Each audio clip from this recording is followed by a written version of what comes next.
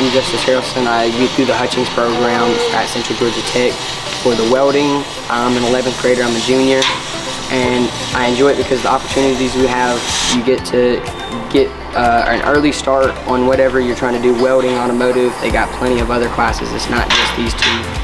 You get a credit when you graduate for here and potentially another school, college, or wherever you go. It depends on where you go, but you can get credits for it. The things I learned in welding class that I enjoy very much, or is very important, is PPE, personal protective equipment, which is what I'm wearing, because you have to have the hood, but if you don't have the hood, if you don't have the safety glasses with the hood, you could get metal in your eye, which can make you have to go to the emergency room if it sinks too deep, and you can also catch on fire.